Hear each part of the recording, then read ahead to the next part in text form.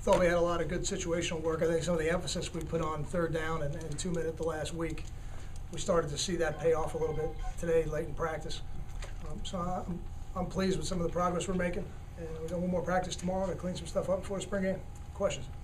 The format for the spring game, do you pick the rosters, and is it going to be game-like or is it going to be situational? We're going to get together this afternoon and we're going to kind of look at what's available to us, and our preference is to have a scarlet and a white and play it as a game. And my gut tells me we'll be able to do that, but until I get the medical report this afternoon, I won't be able to say for sure. Will some guys, like maybe the offensive linemen, have to play for both sides? Yeah, they will. They definitely will. They absolutely will. I think the offensive line will probably be in a different color jersey than everybody else, and they'll just rotate through the game. You know, right now we've got 8 available, possibly 9. We'll see what that looks like. Are you leaning towards splitting up Laviano and Reddick as a quarterbacks? I haven't made a decision either way on it. What's the atmosphere going to be like just under the lights on Friday? I mean, it's obviously something different than you guys have ever done before. Sure, I think it's going to be a tremendous atmosphere under the lights. I think we'll have the best crowd we've ever had for a spring game, which is exciting to me. To have the dueling DJs that'll be playing throughout the event, the entire pre-game setup, you know, for before the game as people get out of school, the students get out of school, other people get off work on a Friday and come over and start tailgating. It'll be a tremendous atmosphere. I think it'll be the best atmosphere we've ever had for a spring game. A number of high schools are bringing their teams down to the game, so that's exciting for us as well. Have you noticed that some of the players are really getting into something like that instead of having, that Saturday day game?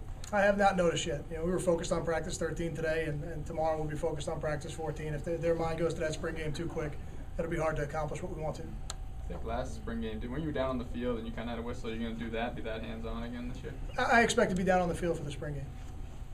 How about the other coaches? Like, will Ben, is he going to be a sideline guy or booth guy, do you know? We've talked about both situations. For the spring game, all coaches will be on the field. We're not going to set up the boxes for the spring game. Got through 13 practices to have the quarterbacks shown you what you wanted them to show you entering the spring game? Those are always tough questions because as coaches, we always want more. We try to keep the expectations high. What I'm pleased with is how hard they're working at it. I see them making progress. We're certainly operating on a different level now than we were at the beginning of spring, and I would say that about Hayden and Chris. They've gotten. I think Gio's a little tougher to gauge because he hasn't gotten quite the reps. Although he had a rep today in practice, I thought that was very telling that he's really starting to get it, getting us out of a bad play and into a good play. So that was exciting too to see him do that. I'm pleased with how hard they're working, and ultimately when spring practice is over, that time between the end of spring and the beginning of training camp is going to be critical as well. Coach, can you talk about the maturation of Isaiah Johnson at linebacker?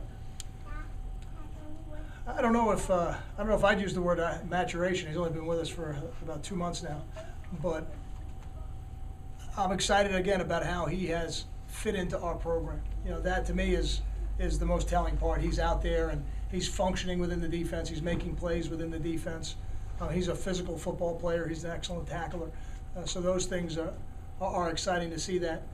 For any of the players that are either in their first semester or getting a chance to do this for the first time, ultimately I'm expecting a spike in their performance the first day we come back in the fall. You hope that you can be, if you're better that first day of training camp in the fall than you were practices 13, 14, 15, that means not only did you have a good spring, you had a great summer session, and you've really been productive with your time, and I think we'll do that.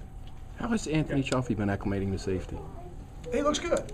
Yeah, he looks good back there. Anthony's a good athlete, and one of the exciting things about having him back there is he's got tremendous ball skills. He was a really fine offensive player in high school, and we've seen him block kicks here. We've seen him with interceptions. So he's a guy that when the ball is in his area, he generally comes down with it. So to have him back there and with his range coming off the hash, I think he's going to have an opportunity to make some plays. On the field, in terms of production and shaking off rust, and off the field in terms of reintegration, how has Ruhan's spring been? I think Ruhan's had a good spring. Yeah, I think he's had a good spring. Sam Bergen, what has he brought from a leadership perspective? Invaluable. Those 4th and 5th year seniors, 6th year seniors, those guys are invaluable to your locker room. They really create the culture of your program, and Sam is one of those guys, and certainly one guy that the rest of the players look to set the standard of how we operate in every phase of what we do in the program, from the practice field to the weight room to the locker room to the training room. He's a tremendous example for the younger players. Time for two more questions. Coach, in such a powerful conference, such big-time offenses, how important is it for your defensive line, your linebackers, to get to the quarterback in the back? Yeah, it's important to disrupt the quarterback. Yeah, there's no doubt. And sometimes that means you sack him, and sometimes that means you force the ball out of his hand, or you force him off the spot he wants to launch the ball from. Disrupting the quarterback when you're playing against a high-level passer is important in every defensive game plan. There's no doubt. And we've got a couple dual-threat quarterbacks in this league as well, so you better make sure you account for them in the run game. The job that Dorian Miller has done this spring, has he moved forward at left guard? I'm pleased with how he's playing guard. I think we've got some work to do at center. Yeah, I think he would be the first to tell you that, and he's going to need to have some position flexibility for us. So he's certainly a guy we're counting on as we go towards next season. Thank you.